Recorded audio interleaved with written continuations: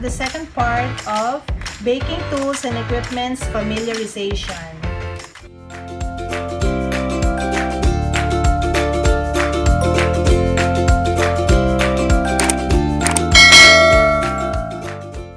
Okay, start naman tayo sa ating stand mixer. This is used for mixing, mashing, whipping, and churning. Itong attachment na kakabit sa ating stand mixer, we call this balloon whisk.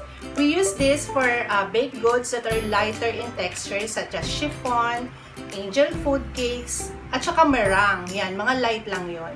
Next na attachment naman natin ay ang ating paddle attachment. Ito yung ating paddle attachment.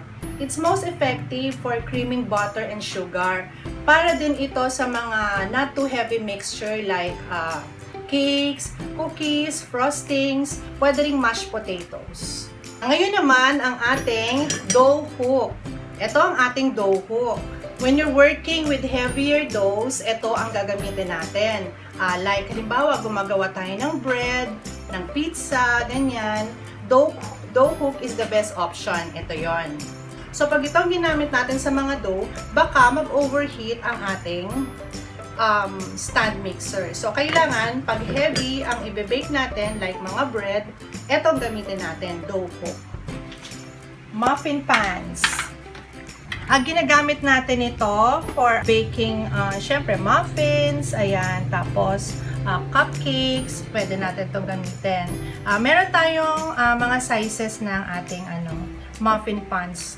Ito, start tayo. Itong ating small size. Tapos, meron naman tayong medium size. Ayan, pang cupcakes. And then, meron din tayong large size. Ito, pwede natin itong gamitin. Yung ganito kalalaki, ayan, banana muffin. Maganda natin itong gamitin sa banana muffin. Tapos, pwede rin natin itong gamitin sa sa custard. Yan. Pwede rin. Ito naman, and next, itong medium size naman, usually ginagamit natin ito sa cupcakes. Na ang size niya ay 3 ounce. Yan. And this one naman, 2 ounce sa mas smaller na cupcakes. Ito pa, meron pa tayo dito na muffin pan din na may design. Ayan, heart. Yan. Siyempre, gagamitin natin ito. Pag ano bang occasion, siyempre, ayan, pag Valentine. Gagawa tayo ng cupcake na heart shape, o muffin na heart shape. Na-try ko na rin itong gamitin, ensaymada. Ginamit ko rin to sa ensaymada na heart shape. Ayan. Ang cute, diba? Para hindi lang bilog. Meron din tayong mga shapes gaya nito. Ayan. Heart talaga. Okay. Tapos, meron pa tayong mga muffin pan. Ganito rin. Hindi na to muffin pan eh. Ayan, maliliit na to. So, usually, ginagamit ko to sa macaroons. Or pwede kayong gumawa ng bite-sized cupcake. Ayan, pwede. Next naman natin ay ang ating cake pans. Ito, meron ako dito, set ng round pans. Nag-start ako sa itong nasa top. Ang size nito ay 6 inches diameter. Ayan, 6 inches diameter to. Tapos, siguro mga 3 inches yung kanyang height. Ayan, 6. And then, ang sumunod ko ay 7. At ito namang isa ay 8. Usually, pag dati isa lang yung ganito ko, isa lang ito, yung nagsa-start ako, isa lang na 6 inches, isang 7, at isang 8. Kaya lang, para makasave ako ng time, kasi kasya naman sa oven yung 2 peraso, 4 na peraso. So, ito meron ako nitong 2. Itong size 8 at itong size 6 kasi siya yung magamit, yung gamitin talaga. Ayan. Pero, actually, kahit isa lang din naman kung nagsa-start ka, kahit tig-isa lang nito kasi kung magle-layer ka ng cake, pwedeng taasan mo na lang ang cake mo and then, gamitan mo na lang siya ng cake leveler. O, ayan, ito. Pag medyo, kunwari, mataas yung cake mo, tapos gusto mo siyang gawing 2 layers, ito lang ang gagamitin natin. Cake leveler. And pag nag-bake tayo ng cake, it sometimes develop a dome top. Pag yung talagang umaalsa yung ibabaw ng cake natin. Yan, also known as a crown. Crown yung tawag doon, yung pag umalsa yung cake natin, crown ang tawag doon. We will use this cake leveler to create a flat surface that is perfect for decorating. Kasi syempre pag magde-decorate tayo ng cake, maganda flat yung ibabaw niya, flat yung top niya. Para mas maganda yung pagde-decorate natin ng cake natin. Okay, ito ang gagamitin natin. Soon, makikita nyo kung paano ko ito gagamitin. Okay, next naman ang ating pizza cutter. O, na-notice nyo, may pangalan ko pa. Ayan, kasi bigay ito sa akin ng mother-in-law ko. Sinulatan niya ng name. Hindi ko pa ito nagagamit. Ayan. Ito ang ating tool for cutting dough or cook pizza. Ito yan. Ito ang gagamitin natin.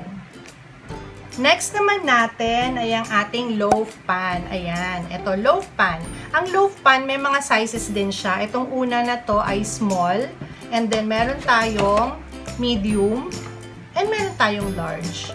Actually, meron pang mas malalaki dito, yung pang loaf bread. Approximately, mga mga 2.5 inches ang height ng pan na ito. Ayan, this is used in baking yeast bread, banana bread, fruit cake, pwede rin meatloaf.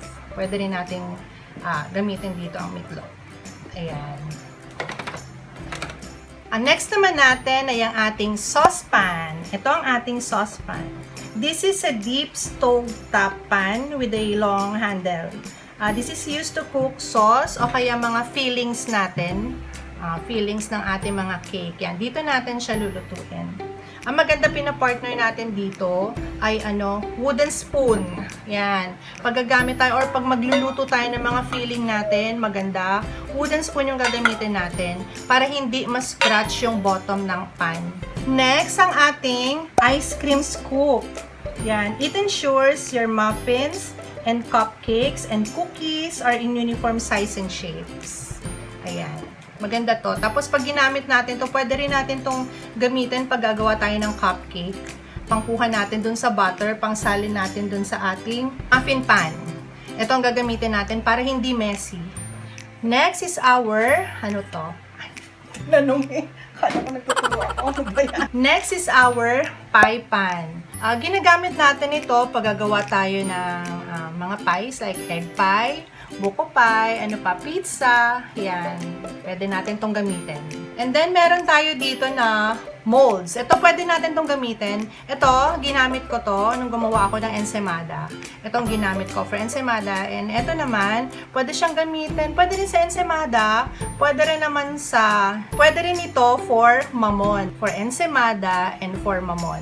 Pero pwede yan. Pwede rin naman itong mamon, pwede ensaymada, yon kung anong gusto mo. Next naman natin is our piping bag. It's made from pliable and food-safe materials. It's used for many purpose, including cake decorations. Meron itong reusable and meron din siyang disposable. Itong hawak ko ngayon, ito yung disposable. Ang next naman natin ay ang ating syempre kung meron tayong piping bag, meron tayong piping tip. So, ito yung mga piping tip natin. Ang piping tips ay maraming klase ng design. Depende kung ano ang gusto mo, decoration sa cake mo or sa cupcake. Sa isang piping bag, sa isang piping tip, marami ka ng design na magagawa. Like this one, yung tip na ito, if you use this, makakreate ka ng rose decor sa cake mo. If you want, meron din tip na makakreate ka ng different leaf, yung para dahon, yan. Kung gumawa ka ng flower, di syempre may part na siyang dahon. Meron ding tip na para sa mga dahon. You can buy this individually or meron din naman na isang set na siya.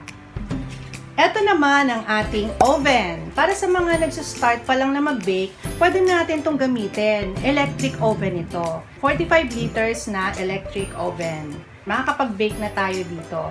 Madali lang din itong gamitin. Ito ang temperature gauge. And then, ito naman yung function. At ito naman yung timer. O, halimbawa, yung i-bake nyo ay i-bake nyo siya for 10 minutes. I-set nyo lang siya sa 10. O, meron na siyang built-in light. So, makikita natin yung binibake natin talaga. Lalo sa mga beginners, diba? Silip tayo ng silip. Ito, madali natin makikita kasi may ilaw na siya. Yung light na yan, hindi yan mag-o-off hanggat hindi tayo tapos. That's all for now. Don't forget to like, share, and subscribe. Thank you!